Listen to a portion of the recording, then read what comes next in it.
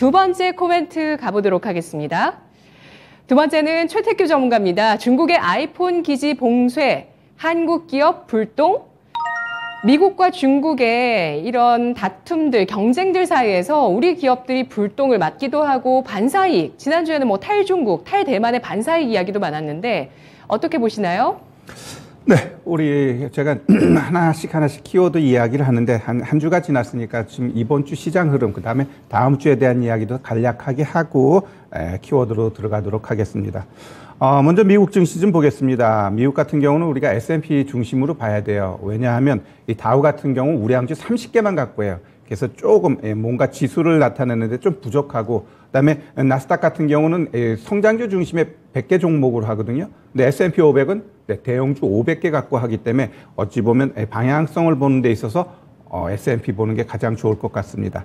자, 우리 S&P 지금 차트 보시면은 3,491 저점에서 한 2주 올라가가지고 3,911까지 갔다가 정확하게 오늘 저점 중간가까지 딱 오고 아래 꼬리 달았습니다.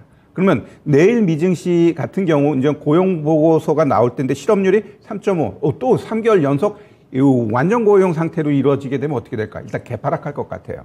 그래놓고 이 양봉 때려버리면은 오히려 제가 많이 이야기했던 개파락해놓고 다시 한번 오늘의 저점을 감싸버리면 일정 부분 상승하겠다.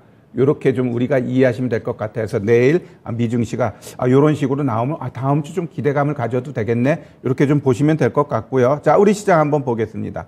자, 우리 시장 같은 경우 지금 60일평선에서 굉장히 버벅대고 있고 이틀 어제였죠? 어제 거의 이제 25%까지 내려왔다가 그래도 지금 올라가려고 하고 있습니다. 그러면 우리 시장은 다음 주 미증시 올라가는데 결국 최근에 3거래 일정 고점 2346 얘가 치고 가야 돼요.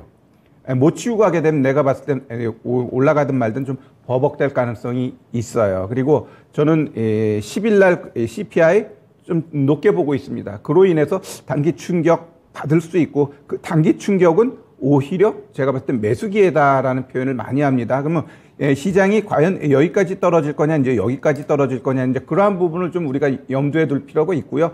가장 매력적인 건 한 75%까지 이 자리에서는 오히려 공격적으로 매수해도 된다. 왜? 2134? 제가 봤을 때는 깰 가능성은 없다라고 봐요. 누군가가 터지지 않는 이상. 그래서 시장은 좀 그렇게 좀 보시면 좋을 것 같습니다. 자, 그러면 본론으로 들어가가지고 중국 아이폰 기지 이제 봉쇄하면서 이제 우리 기업들 볼똥 튈 수 있다라는 이야기를 이제 했는데, 자, 그럼 이게 어디서 나왔을까? 일단 IT 전문 기관이에요. 트렌드포스. 얘가 이야기한 것을 하나하나 한번 곱씹어 보면서 이들 관련된 종목까지 한번 우리가 좀 나아가 보도록 하겠습니다. 일단 애플 내년 1분기까지 한 500만 대 감소 가능성이 있어. 이렇게 이야기를 합니다.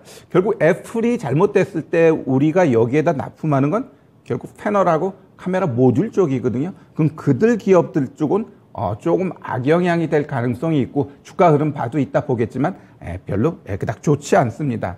여튼 이 트렌드포스 얘가 이야기한 거 풍문일 수도 있지만 분위기상으로는 가능성은 굉장히 높다라고 봐야 될 것 같고요.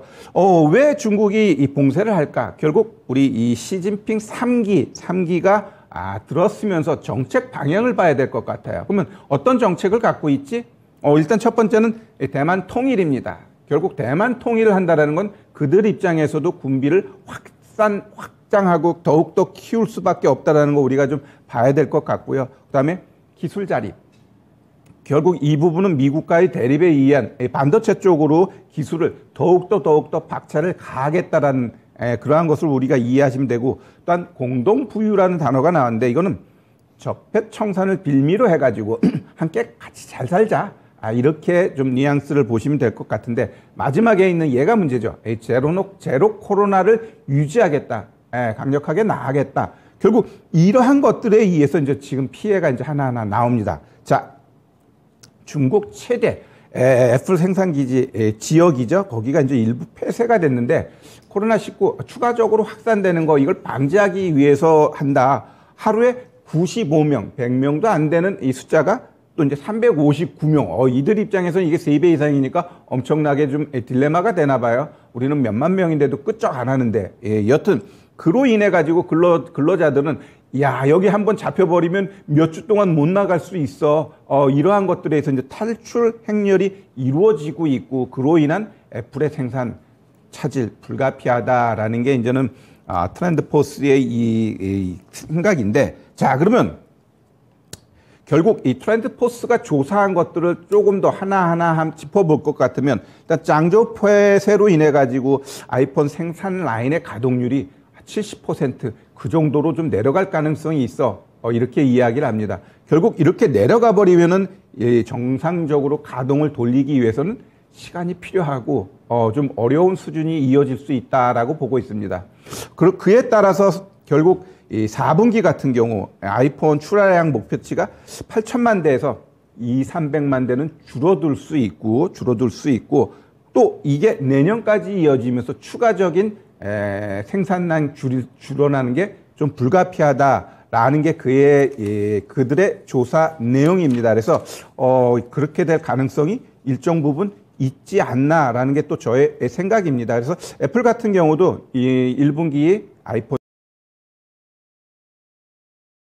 보고 있습니다. 결국 애플도 자꾸 중국에서 이 봉쇄 이러다 보니까 리스크 분산 차원에서 새로운 위탁 생산을 점진적으로 늘리겠다라는 게 이제 그들의 이제 계획입니다. 그러면 결국 우리가 애플에 납품하는 데는 삼성 디스플레이, LG 노텍, LG 디스플레이, 얘네는 이제 기본적으로 꽉 들어가고 그 밑에 보면은 덕산 네오록스, 이녹스 첨단 소재, 자화전자, BH, 하이비전 시스템, 이러한 종목군들이 있습니다. 결국 이들의 주가를 한번 보면 제가 이제 퉁쳐서 이제 몇 개를 이제 놓아놨습니다. 맨 위에 게 LG 노텍이에요. 그 밑에 게 LG 디스플레이, 그 다음에 BH, 그 다음에 자화전자예요. 그러면은 이 조그만 종목군들은 어떻게 돼요? 땅굴 파고 있어요. 땅굴 파고 있어. 그러면 이런 애들은 결국 자꾸 땅굴을 판다라는 건 결국 중간중간 양봉 나오겠지만 올라가기 위해서는 이 애플 쪽에서 이렇게 감소한 이러한 것들은 좀 더 영향권에 있다라고 좀 보셔야 될 것 같아요. 그래서 IT 쪽 종목 볼 때 어제도 이야기했던 뭐 삼성전자, SK하이닉스 좀 구분해야 될 것 같고요. 지금도 애플의 이런 감산의 이야기는 결국 이들 관련된 종목군들은 조금 더 조심할 필요가 있다라고 좀 보셔야 될 것 같습니다. 여기서 제가 좀 부연해가지고 몇 가지를, 왜 삼성하고 애플하고 차이점이 뭘까?